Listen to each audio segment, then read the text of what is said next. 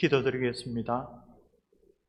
우리를 거룩하게 하시는 보혜사 성령 하나님, 우리에게 주신 생명의 말씀, 진리의 말씀이신 하나님의 이 복음 메시지를 통하여 주님께서 복주어 구별된 이 안식의 날, 하나님의 백성들을 위하여 하나님께서 은혜로 주신 이 날 두 번째 예배 시간에 다시 한번 우리의 마음을 주장하여 주시고 우리를 하나님의 모든 진리로 인도하여 주옵소서.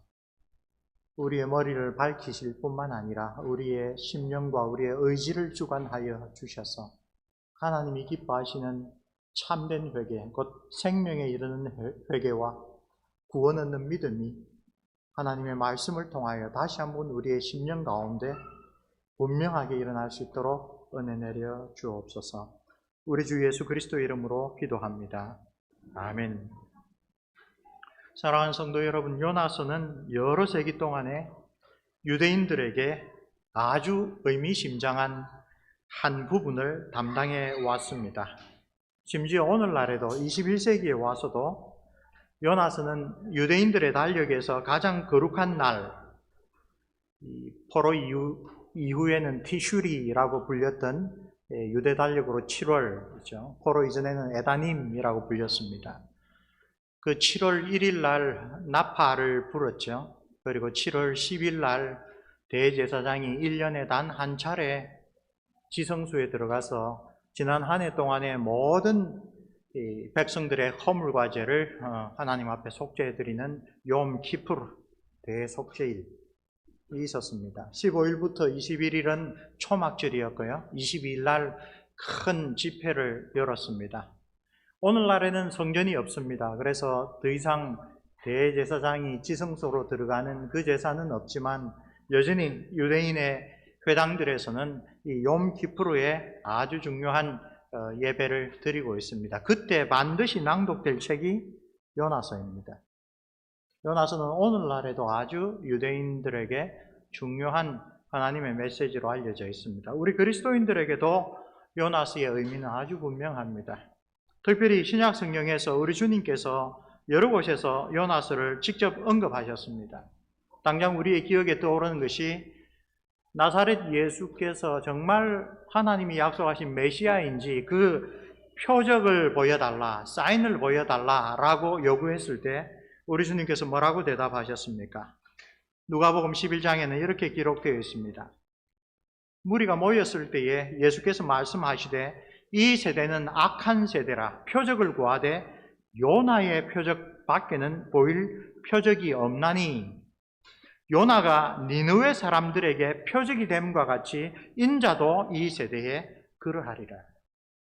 누가복음 11장에서는 요나의 표적을 하나님께서 이방인인 니느웨 사람들을 긍휼로 회개하게 하여 임박한 진노를 면하게 하신 그 사건과 연결을 합니다.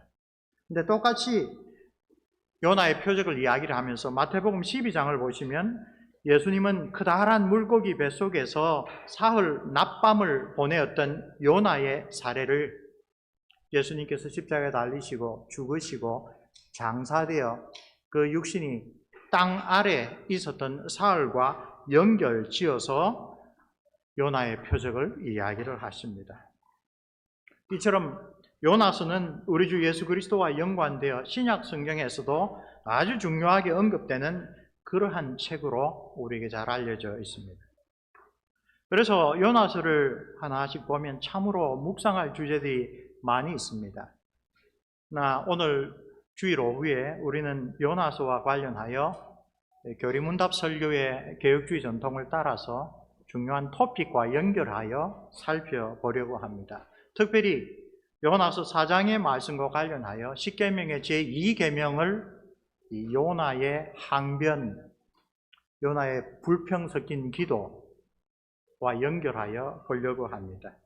그래서 오늘 우리 3장과 4장 초반을 읽었는데 우리가 생각해야 될 질문은 선지자 요나는 왜 4장에 와서 하나님에 대하여 그렇게 불만을 표출하고 화를 내었는가? 그리고 애초에 요나는 왜 하나님의 분명한 명령을 들었는데도 니느웨로 가는 대신에 그 반대 방향인 다시스로 도망했는가? 그 까닭이 무엇인가? 이 두 가지 질문을 십계명의 제2계명이 모든 시대 하나님의 백성에게 가르치시는, 명하시는 하나님의 뜻과 관련하여 살펴보고, 오늘 21세기를 살아가는 우리에게 십계명의 두 번째 계명이 가르쳐 주시는 교훈이 뭔가 생각을 해보려고 합니다. 사랑하는 성도 여러분, 우리 개신교회에서 장로교회나 개혁교회에서 십계명을 분류하는 것은 일반적이지는 않습니다. 유대인들은 나는 너를 애굽 땅 종되었던 집에서 인도하여 낸 너희 하나님 여호와니라 라는 십계명의 서문으로 우리가 이해하는 것을 일계명으로 여깁니다. 그리고 너희는 내 앞에서 다른 신을 두지 말라라는 일계명과 오늘 우리가 중요하게 살펴본 이계명, 형상을 만들지 말아라 라고 하는 것을 하나로 묶어서 제2계명이라고 그렇게 분류합니다. 유대교와 기독교 사이의 분류법이 다릅니다. 심지어 기독교 안에서도 로마 가톨릭 교회는 사실은 가톨릭 교회 앞에 로마라는 말이 붙은 것은 중세 때부터 아주 두드러진 현상입니다. 중세 때에 특별히 게르만족들을 선교하면서 십자가라든가 예수 그리스도의 형상이라든가 여러 사도들의 형상을 사용하여 상당한 효과를 보았던 그 선교사들, 강력한 주장들이 있어서 로마 가톨릭은 아직도 성당이라고 불리는 예배처소에 여러 가지 형상들이 많지요. 벨기에의 유서 깊은 한 그 성당에 들어가면 입구에서부터 12사도들의 이 형상들이 있는 곳이 많습니다. 그런데 그 12사도들이 전부 다 투구를 쓰고 갑옷을 입고 칼이나 창이나 도끼를 들고 있습니다. 게르만적인 요소인데요. 예수 그리스도가 자기들이 종래에 믿던 이 게르만족들의 신들보다 더 강력한 전사이다. 그 예수 그리스도의 12사도는 그 다음으로 강력한 그런 전사이다. 이런 사고방식이 교회 안에까지 파고든 것이 그런 동상들로 남아 있습니다. 그래서 그런지 로마 가톨릭은 역시 1계명과 2계명을 하나로 합칩니다. 전문은 그대로 두고 유대교와는 달리 제1계명과 2계명을 하나로 합치고 모두 10개의 계명이 되기 위하여 우리가 10번째 계명으로 알고 있는 그 계명을 둘로 나눕니다. 내 이웃의 아내를 탐내지 말지니라. 그것이 9번째 계명입니다. 그 다음에 내 이웃의 집과 기타 등등을 탐내지 말지니라. 그것이 10번째 계명입니다. 놀랍게도 마틴 루터 선생 역시 주석적인 이유나 여러 가지 이유로 로마 가톨릭의 그런 분류법을 따릅니다. 오늘 우리가 익숙하게 알고 있는 대로 제1계명은 예배의 참된 대상을 가르쳐 주신다. 내 앞에 다른 신을 두지 말라. 제2계명은 너를 위하여 새긴 우상을 만들지 말며, 그 계명은 그 예배를 하나님이 기뻐하시는 방법으로 올바르게 드려야 된다는 예배에 합당한 방법을 가르치는 계명이다라고 구별한 것은 스위스의 종교개혁자 스빙글리 이래로 개혁주의 신학을 따르는 그런 개신교회들이 십계명을 이해하는 방식입니다. 그리고 우리의 개혁주의 선조들은 우리가 조금 이따가 살펴보겠지만 성경 곳곳에서 이 두 번째 계명의 핵심이 하나님 외에 다른 신을 섬기라는 첫 번째 계명과는 강조점이 달리 하나님을 섬기되 올바른 방법으로 섬기라를 가르치는 계명이라는 것을 아주 풍성하게 증거합니다. 우선 개혁주의의 신앙고백 가운데 아주 목회적으로 탁월한 하이델베르그 교리문답이 이 계명에 관하여 뭐라고 가르치는지 살펴봅시다. 하이델베르그 교리문답 96문답, 제2계명에서 하나님께서 원하시는 것은 무엇입니까? 답, 어떤 형태로든 하나님을 형상으로 표현하지 않는 것이고, 문자 그대로 일단 이야기를 합니다. 그런 다음 하나님께서 그의 말씀에서 명하지 아니한 다른 방식으로 예배하지 않는 것입니다. 답변의 후반부는 제2계명을 주신 하나님의 깊은 뜻이 무엇인가를 새겨서, 즉 십계명 본문 자체뿐만 아니라 그 십계명을 주신 다음에 이스라엘 백성들에게 구속의 역사 가운데 일어난 모든 일들을 고려하여 이 계명을 주신 하나님의 근본적인 뜻이 어디에 있는가? 하나님께서 하나님만을 섬기라고 하신 다음에 곧바로 하나님을 섬기되 하나님을 올바르게 예배드리고 올바르게 섬기는 그 방법도 하나님의 말씀대로 해라 라고 가르치는 것이 이 계명의 강조점이다 라고 이야기를 합니다.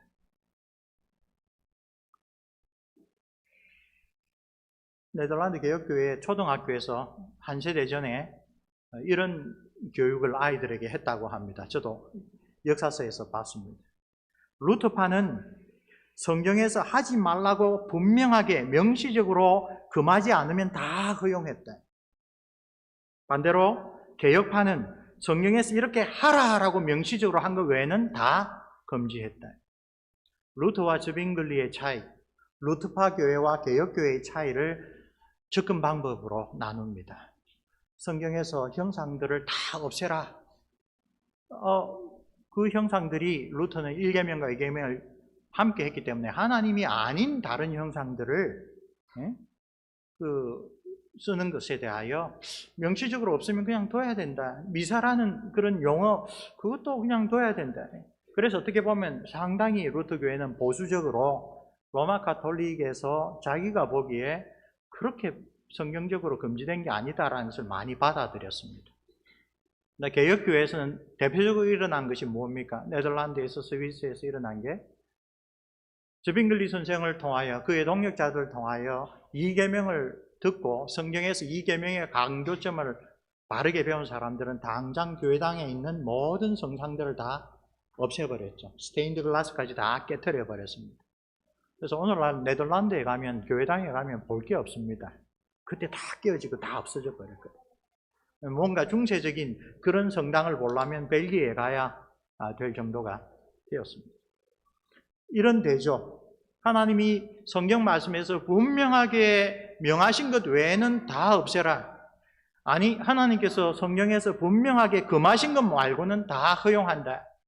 이 차이가 루터파와 개혁파의 차이다라고 아주 초등학교 아이들에게 가르치는 그런 이야기들이 근거 없는 이야기가 아니다라는 것을 하이델베르 교리문답 96문답에서도 우리가 발견할 수가 있습니다. 장로교회 소요리 문답은 제2계명의 강조점을 좀 더 분명하게 표현하고 있습니다. 제49문답에서 2계명이 무엇인지 본문을 먼저 소개합니다. 그런 다음, 그 다음 50문답에서 제2계명이 하라고 하는 것, 명하는 게 무언가, 51문답에서 2계명이 하지 말라고 금하는 게 무엇인가 이렇게 딱 나누어서 강조점을 더욱더 분명하게 합니다. 50문답의 답입니다. 제2계명이 명하는 것은 하나님께서 하나님의 말씀으로 정한 종교적인 모든 예배와 규례를 받아 지키며 순전하고 온전하게 유지하라는 것이다. 여기서 아주 핵심적인 강조점은 하나님께서 말씀으로 정해주셨다는, 하나님을 예배하는 올바른 예전, 올바른 섬김의 원리, 방법들을 하나님께서 전해주셨고 그걸 받으라. 그리고 그것을 순전하게 잘 지켜라. 51문답의 대답입니다. 제2계명이 금하는 것은 하나님을 경배함에 있어서 형상을 사용하는 것을 금한다. 첫째는 문자적으로 바로 적용합니다. 둘째로 그의 말씀에 정하지 아니한 어떤 다른 방법을 사용하는 것을 금한다. 종교学자 칼빈 선생의 유명한 말이 있죠. 인간의 마음은 우상을 만들어내는 공장이다. 바로 이런 가르침에 뿌리를 두고 있는 격언입니다. 하나님께서 명하신, 하나님이 기뻐 받으실 올바른 예배 방법 말고 구약의 역사에서, 신약 시대에, 오늘 교회사의 그 2000년에 가까운 시대에서 사람들은 이것이 좋은 방법이다라고 만들어내었지만 그러나 하나님은 결코 기뻐하지 아니하시는, 그래서 결국은 우리의 영적인 유익이 되기보다도 결국 우리를 망치는 그런 것들을 특별히 이 계명을 통하여 일찍부터 가르쳐 주셨다. 52문답은 하나 더 묻습니다. 제2계명은 대단히 긴 계명입니다. 그 긴 내용 가운데 뒷부분에 나오는 게 무엇입니까? 이 계명을 지켜야 될 이유로 모세를 통하여 아주 길게 설명하죠. 그것을 묻는 문답입니다. 제2 계명을 지켜야 할 이유는 하나님이 우리의 주권자가 되시며 우리의 소유주가 되시며 하나님 당신만을 경배하는 것을 바라시기 때문입니다. 이 소요리 문답 보면 52문답은 2계명보다는 1계명에 더 적합한 내용이 아닌가 그런 생각이 우선 듭니다. 그런데 이 소요리 문답으로 우리의 자녀들을 가르쳐야 될 의무를 가진 목사나 교사나 부모들이 참고하도록 우리의 청교도 신학의 선진들이 만들어낸 대요리 문답을 보면 그렇지 않다라는 것을 좀 이해할 수가 있습니다. 제2계명의 중요성을 강조하기 위하여 모세를 통하여 부과한 말씀 중에 나 여호와 너의 하나님은 질투하시는 하나님이라 이런 표현이 있습니다. 이 구절은 우리로 하여금 올바른 예배의 방법의 중요성이 얼마나 의미심장한 교훈인가를 생각나게 합니다. 대요리 문답, 백신 문답을 보면 이것은 우리 위에 있는 하나님의 주권과 우리 안에 있는 순종을 나타내는 말씀입니다. 하나님이 우리의 주권자이시다. 하나님이 우리의 주인이시다. 당연히 하나님을 섬겨야 되는데 제1계명. 근데 섬기는 것도 주인의 뜻을 따라야 한다. 그것을 우리에게 깨우쳐주는 거다. 하나님은 자신의 예배에 대한 열심이 있으시며 하나님은 자기가 받으시는 예배에 대하여 대단히 열정을 가지고 관심을 가지고 계신다. 그리고 우상숭배자들을 영적으로 간음한 자로 여기셔서 거기에 그대로 넘어가지 않고 진노로 벌 주시는 분이다. 대요리 문답, 백신 문답은 그래서 제2계명에서 하나님은 질투하신 하나님이다라고 한 것이 하나님만을 섬기라라고 하는 1계명뿐만 아니라 하나님이 우리의 주권자이시고 하나님이 우리의 주님이시므로 그분의 뜻대로 예배 드리고 그분이 기뻐하시는 방법대로 섬겨라라고 하는 2계명에 관한 강조와도 연결된다라고 이야기를 합니다. 올바른 예배는 하나님께서 주권적으로 명하시는 것입니다. 하나님께서는 자기가 계시하신 성경에서 가르치는 대로 우리가 예배 드리기를 원하십니다. 그의 백성된, 그의 종이 된 우리는 마땅히 그 명령에 순종해야 합니다. 이 계명은 그러한 기본적인 자세, 하나님과 우리와의 관계를 깨우쳐 줍니다. 하이델베르 교리문답을 가르친 우리의 신앙의 선진들 여러 자료를 보면 예배라고 하는 그 단어를 설명할 때 이게 원래 영어에서 worship이라고 하는 게 고대 영어에는 worship, 즉 하나님은 우리의 경배를 받으실 가치가 있는 분이다를 표현하는 것이라고 이야기를 합니다. 보통 서비스란 말도 많이 쓰지만 그러나 예배의 원래 영어 표현은 worship, 하나님은 정말 이런 분입니다. 바로 그 계시하신 대로 하나님이 어떤 분이신지 우리가 고백하고 인정하고 받아들이는 것. 우리 소요리 문답 해설하신 그 최낙재 목사님이 예전에 펴신 것에 있죠. 하나님께 영광 돌린다는 게 뭔가 마가복음 2장에 나온 걸 보면 지붕을 뜯고 내린 중풍병자에게 죄사함을 이야기를 하시고 그 다음에 그것을 참남하다고 이야기를 하는 바리새인 서기관들에 대하여 놀라운 기적을 통하여 예수 그리스도께서 누구신지를 보여주시고 그 기사 끝에 뭐라고 합니까? 그 기적을 본 사람들이 하나님께 영광을 돌리더라.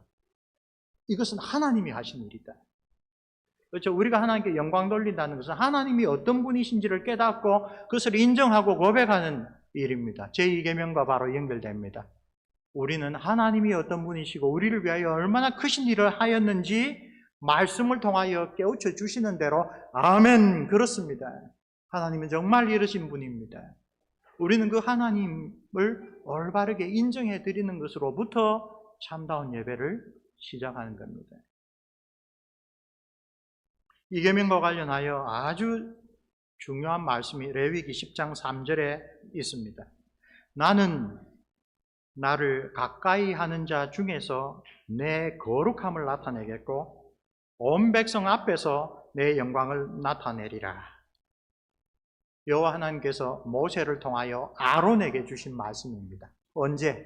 아론의 네 아들 가운데 첫째와 둘째 아들 나답과 아비후가 제사장으로서 성별을 하는 모든 준비를 마치고 첫 번째 제사를 드릴 때 하나님이 명하시지 않은 다른 불로 향로를 담아 분향하려고 하다가 번제단에서 나온 불에 타서 죽어버렸죠.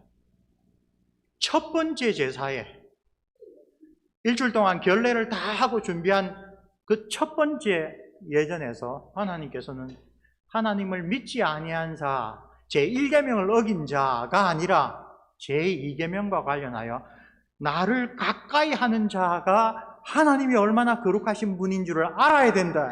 모든 이스라엘 백성에게, 오늘 우리에게도 깨우쳐 주시기 위하여 그 두 생명을 그냥 데려가 버리셨습니다.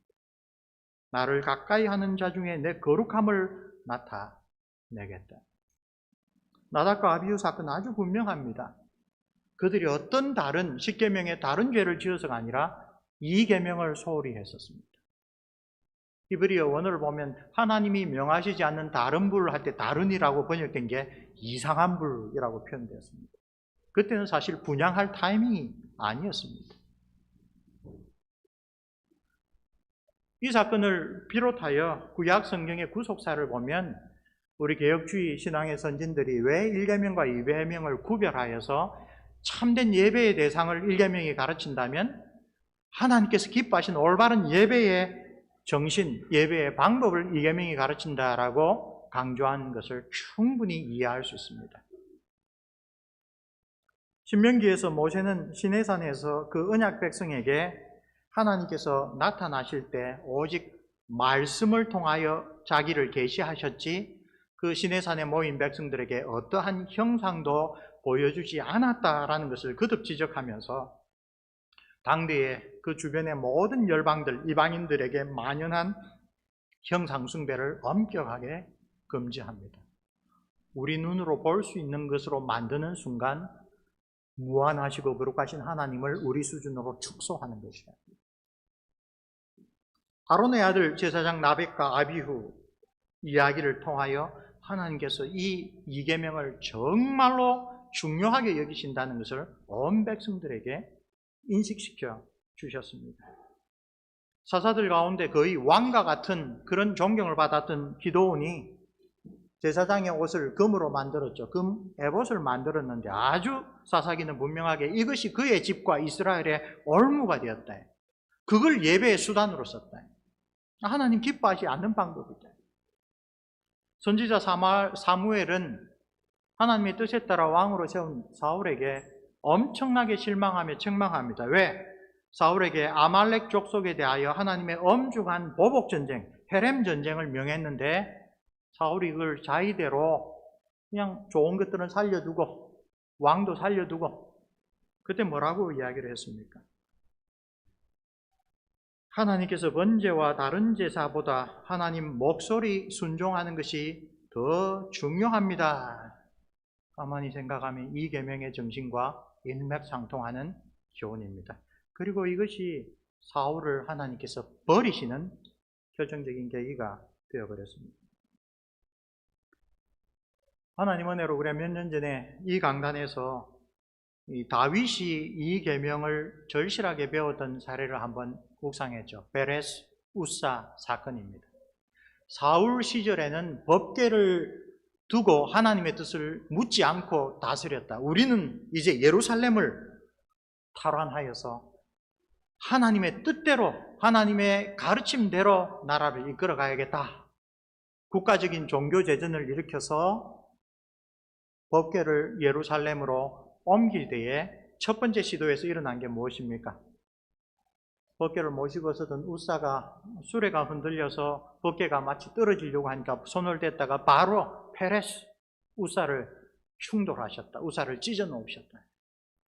3개월 동안 다윗이 왜 우리가 좋은 의미로 하나님 앞에서 더 좋은 구약교회, 더 좋은 하나님 나라를 만들려고 했는데 이렇게 우리를 벌하셨는가?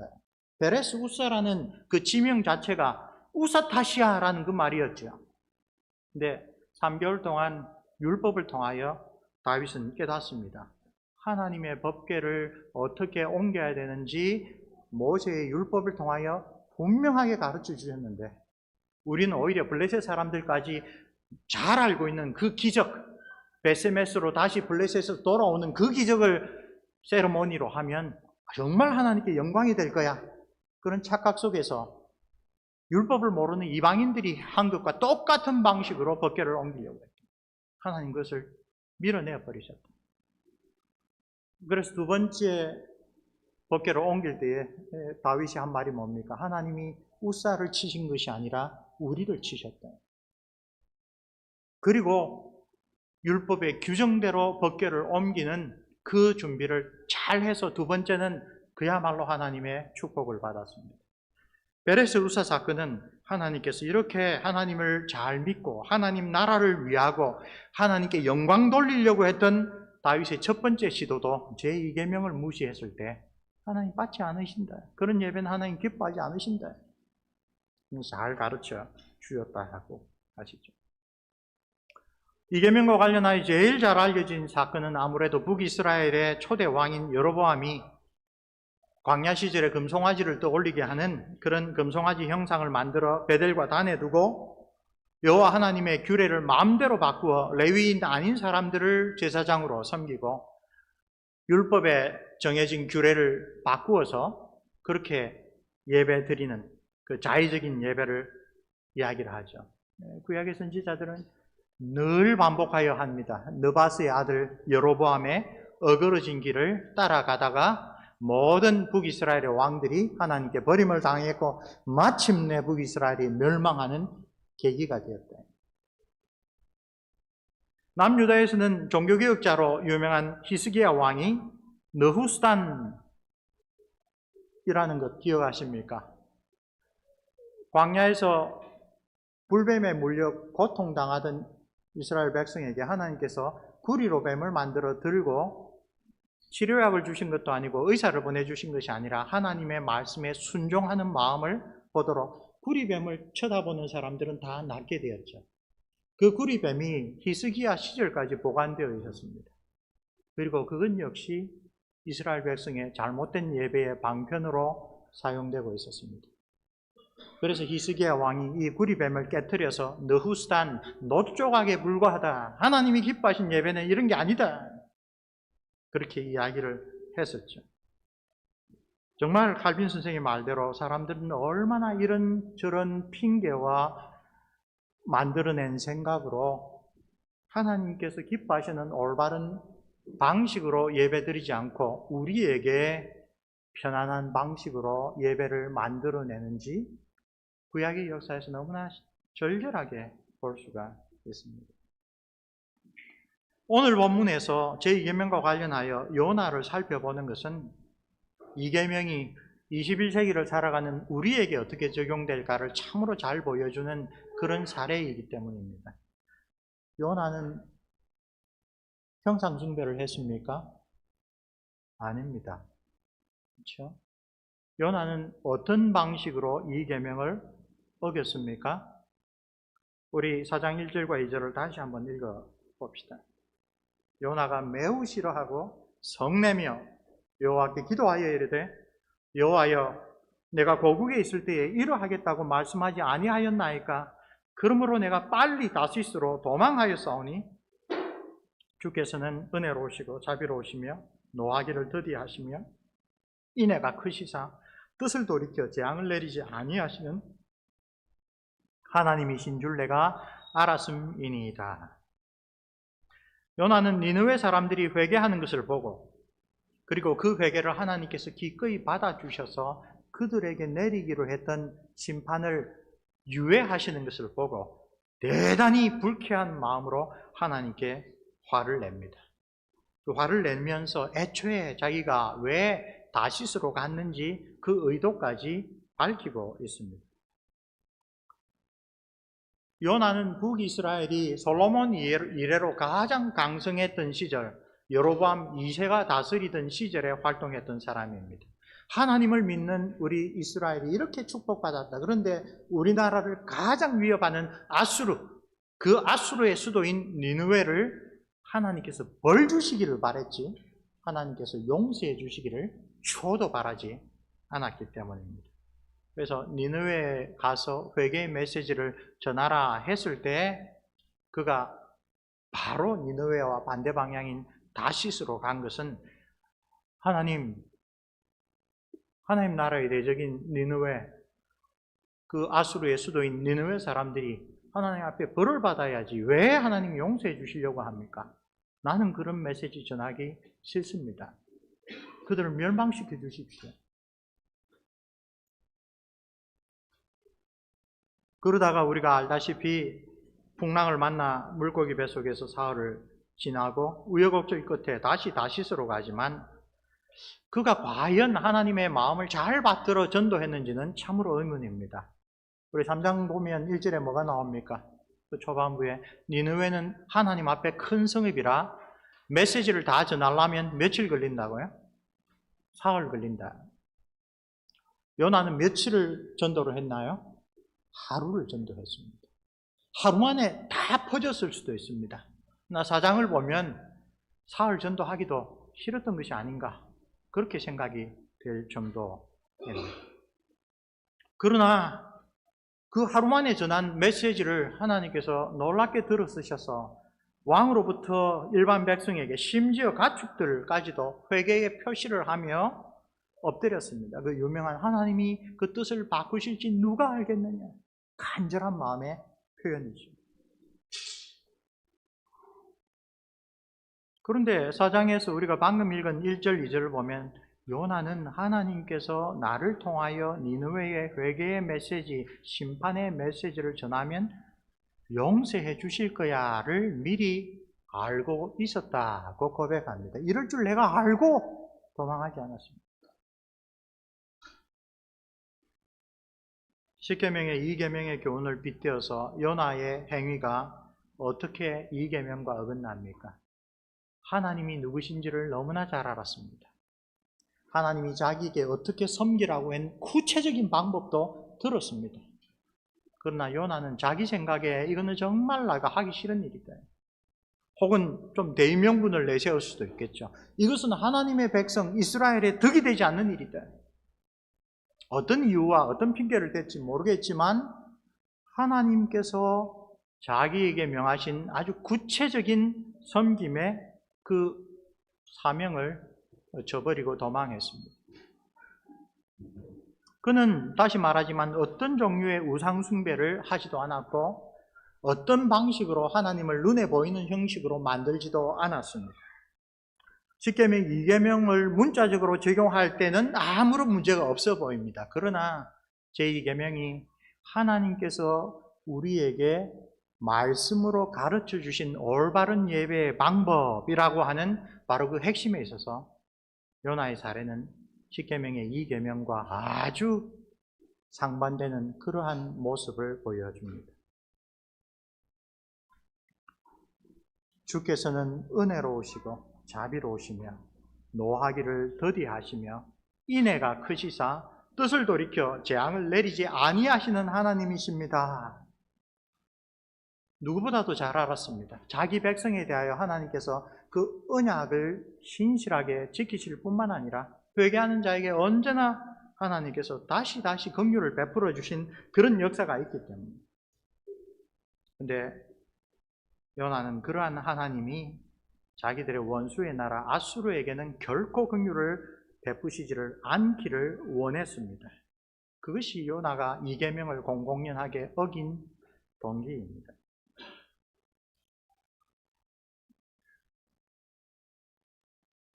오늘 왜 2계명과 관련하여 구약의 많은 다른 사례들이 아니라 요나를 듭니까? 오늘 우리가 2계명을 요나처럼 어기고 있기 때문입니다. 오늘 바알, 아세라 숭배하는 사람들이 있습니까? 몰렉에게 자기 아들을 바치는 사람이 있습니까? 구약적인 그런 방식으로 2계명을 어기는 사람들은 이제는 거의 없습니다. 전혀 없다고 할 수도 있습니다. 그러나 여전히 제2계명은 하나님 앞에서 우리 자신의 죄악된 본성을 시시때때로 돌아보게 만드는 영적인 거울입니다. 왜? 우리도 여전히 요나처럼 하나님의 뜻이 있는데 내 생각으로는 전혀 원치 않는 것에 있어서는 하나님 명령과 정반대 방향으로 도망가는 일을 많이 하고 있기 때문에.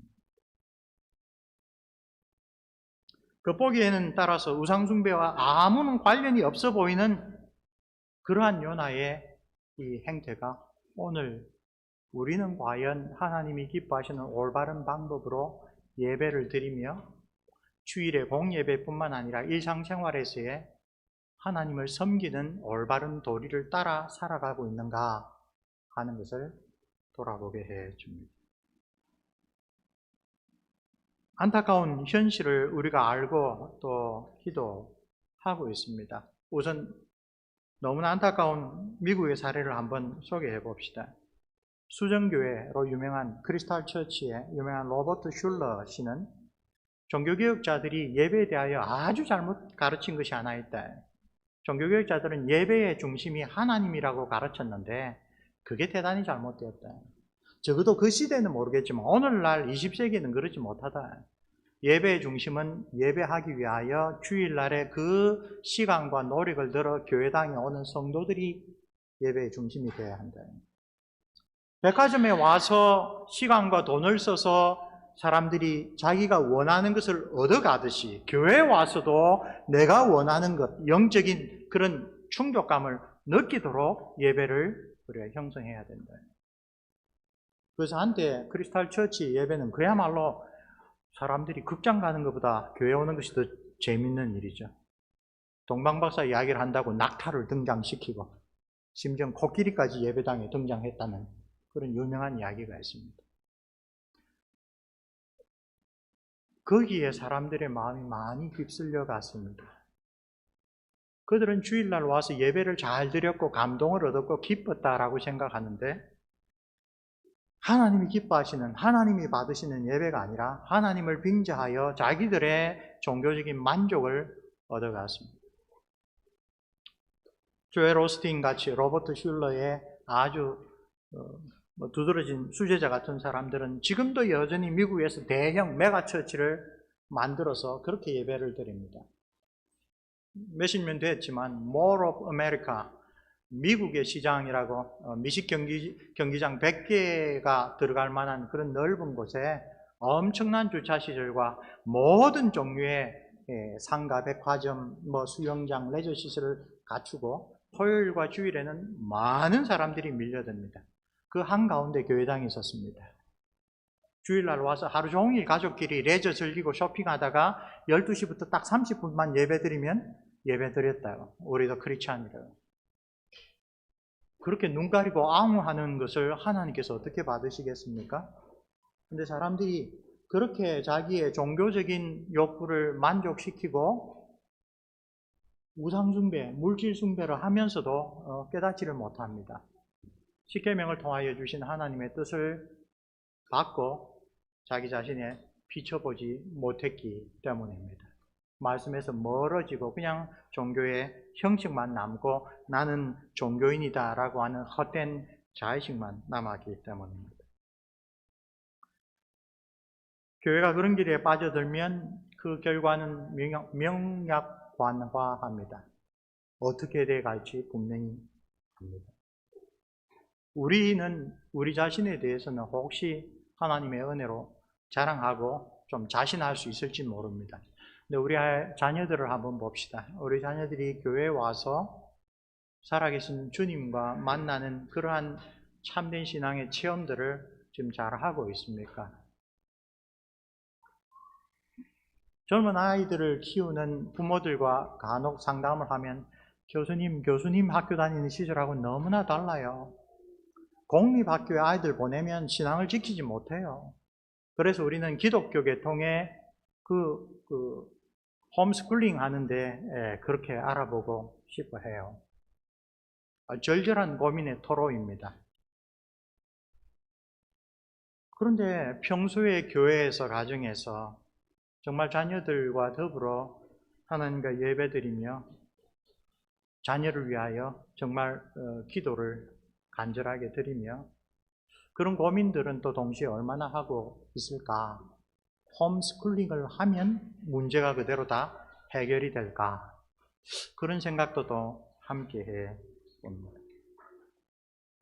사랑하는 성도 여러분, 우리는 혹시 선지자 요나처럼 하나님의 종이라고 하면서도 하나님의 말씀보다도 더 앞세우고 있는 그런 어떤 원칙들이 있습니까? 아주 쉽고도 최근에 계속 등장하는 이야기. 지방에 갈 때마다 교회에서 설교하고 예배, 교제를 나눌 때마다 쉽게 등장하는 겁니다. 정치 이야기하면 이 사람 신앙이 뭘까? 대단히 궁금해집니다. 자기의 정치적인 성향이 하나님의 말씀을 따라 하나님의 백성인 교회가 정치의 영역에서 하나님이 기뻐하시는 공의와 공평이라고 하는 그런 원리로 판단하지 않고 자기가 마음에 가 있는 어떤 사람, 어떤 세력, 어떤 주의에 맹목적으로 열광하고 자기 생각과 다른 사람이 같은 교회의 성도인데도 정치적인 견해가 다르면 원수처럼 싸우려고 합니다. 바로 거기에 그 사람의 우상이 있습니다.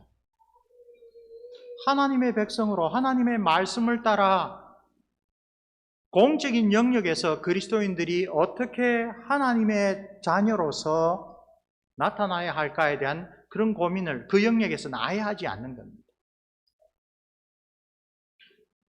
아마 들어보신 적이 있을 겁니다. 네덜란드 암스테르담에 세워진 유명한 아브람 가이퍼가 세웠던 자유대학교, 프레이어 유니버시테이트. 그 자유대학교를 설립하고 그 취임식 때 한 이야기가 그 유명한 영역 주권이라는 겁니다. 그 이전에 네덜란드 정부가 정치 권력이 교회까지, 종교의 영역까지 다 규제를 하려고 할 때 그건 하나님의 뜻이 아니다. 하나님께서는 사회 각각의 영역에 주신 고유한 그런 정서가 있다. 사운드 오브 뮤직에서 나오듯이 폰트랍 대령이 자기 집의 아이들을 군대식으로 키우면 그거는 가정의 그 영역 주권을 무시한 것이 되겠죠. 그렇죠? 교육의 영역에 있어서, 교회의 영역에 있어서, 정치의 영역에 있어서, 사회의 여러 단체들의 영역에 있어서 정말 하나님이 기뻐하시는 것이 무엇인가, 여기에서 중요하게 우리가 붙잡아야 될 하나님의 뜻이 무엇인가를 살펴보지 않으면 우리는 교회 나와서 이렇게 말씀 듣고 신앙생활 할 때는 다 하나님의 종으로 잘 살고 있는 것 같지만 한국에 계신 교도들에게 등장 드러나는 것은 정치 이야기만 하면 요나와 똑같은 사람이 내구나. 그죠?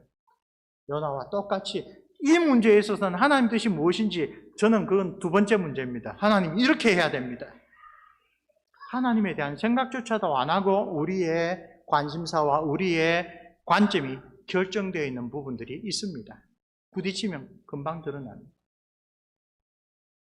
그래서 이 계명을 우리가 잘 지키고 있다라고 우리가 혹시 생각하지만 실제로 우리가 하나님께서 개혁교회의 교인으로서 나에게 주신 소명과 올바른 예배의 정신이 대한민국의 시민으로서는 어떻게 하나님의 정의와 공평을 받들고 있는가? 요즘에 아주 회자되는 일본에 대한 태도에 있어서는 우리는 어떻게 생각해야 되는가? 거기에 있어서도 하나님께서는 일본이라고 하는 저 나라에 대하여 그리스도인이 어떻게 대하고 생각하기를 원하시는가?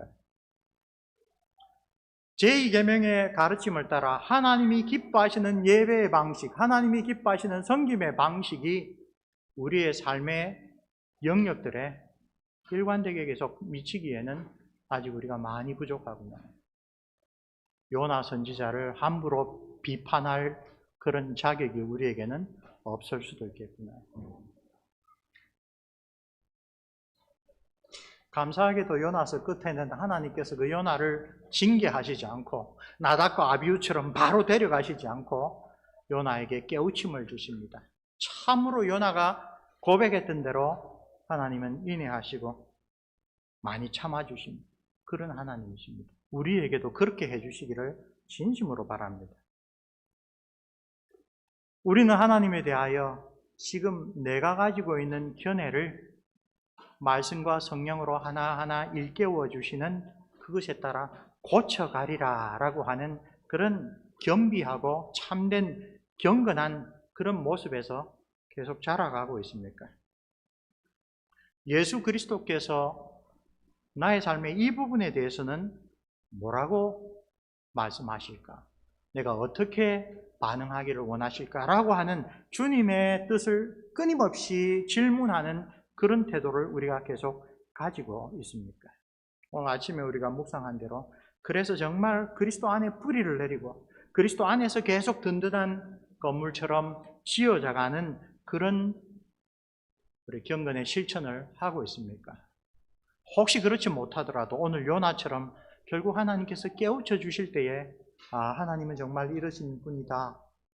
내가 이때까지 고집하고 이때까지 내가 먼저 내 의견을 내세웠던 그런 것 아니다. 나는 이 문제에 있어서도 이 주제에 있어서도 하나님의 정의로 하나님의 뜻이 무엇인지를 말씀과 성령을 통하여 배워야 한대. 제발 댁에 돌아가셔서 부부끼리 정치적인 성향 가지고 싸우지 마시고 하나님의 뜻이 무엇인가 그걸 서로 격려하여 배우는 그런 실천이 우리에게 있어야 됩니다. 자녀 교육에 있어서 정말 아까 사례로 말씀드렸죠. 이것이야말로 해결책이다라고 막 따라갈 때 부인은 그런데 남편은 아니 우리가 좀 더 기도해보자라고 할 때 그거 가지고 싸우지 마시고 하나님께서는 어떻게 이 자녀 양육에 관련하여 우리에게 깨우침을 주실까? 정말 불가능하다고 여겼던 일반 공립교회에서 자녀와 그 자녀의 학부모로서 우리가 변혁시키는 그런 사람들로 나타날 수는 없는 것인가? 우리 칼빈주의, 개혁주의가 트랜스포밍 비전이라고 하죠. 개혁되어야 할 것을 끊임없이 개혁하는 세력이지. 이쪽은 안 돼 하고 끊어버리고 그냥 우리끼리 그런 것인가?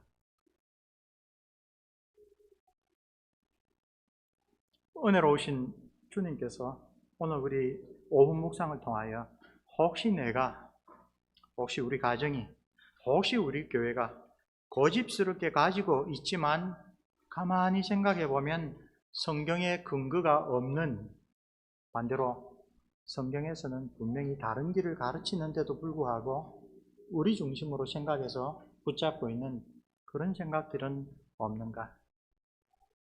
말씀과 성령으로 그런 우상들을 벗어버릴 수 있도록 주님 우리를 도와주옵소서.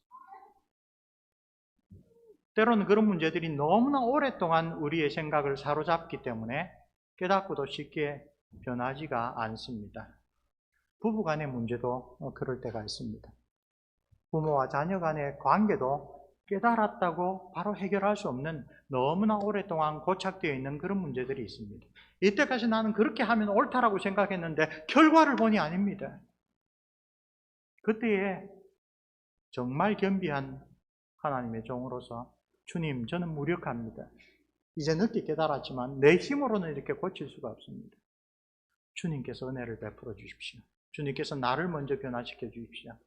주님, 우리 집사람의 생각을 좀 고쳐 주십시오. 그렇게 하지 말고 주님, 나를 좀 고쳐 주십시오. 우리 아이들이 우리가 가르치는 대로 좀 순종하게 해 주옵소서가 아니라 주님, 우리 아이들의 마음을 이해하고 사랑하고 붙잡을 수 있도록 우리 부모들을 겸비하게 좀 만들어 주시옵소서. 신실하고 긍휼하신 우리 아버지 하나님께서 우리가 스스로 해결하기 힘든 문제를 딱 맞닥뜨렸을 때 우리의 마음을 겸비하게 낮추셔서 말씀과 성령으로 그 놀라운 능력으로 하나님을 의지하고 하나님의 긍휼을 바라보면서 하나님 여기서도 내가 주님의 뜻을 순종하기를 원합니다. 그렇게 고백하는 복된 주님의 백성들이 되시기를 우리 주님의 이름으로 축원합니다. 기도하겠습니다. 은혜로우신 우리 아버지 하나님, 주의 종 선지자 요나의 사례를 통하여 하나님께서 우리에게 원하시고 기뻐하시는 올바른 예배, 올바른 섬김이 무엇인지를 오늘 21세기를 살아가는 우리 자신에게 한번 돌아보게 해주시니 감사합니다. 주께서 은혜로 깨우쳐 주실 때마다 우리의 마음이 더욱더 간절하고 더욱더 겸비하고 더욱더 우리 주님을 바라보는 그러한 마음을 갖게 해 주옵소서. 그리하여 우리가 주님을 만날 때까지 끊임없이 우리 주님의 그 온전하고도 아름다운 그 모습을 우리의 지식에 이르기까지 새롭게 되는 그리스도인으로서 닮아갈 수 있도록 은혜 내려 주옵소서. 특별히 우리 자녀들을 축복하셔서 주의 교양과 훈계로 가르치는 것이 우리 자신의 생각대로가 아니라 늘 하나님의 은혜와 성령 하나님의 능력을 의지하는 마음으로 이루어질 수 있도록 도와주옵소서. 우리 주 예수 그리스도 이름으로 기도합니다. 아멘.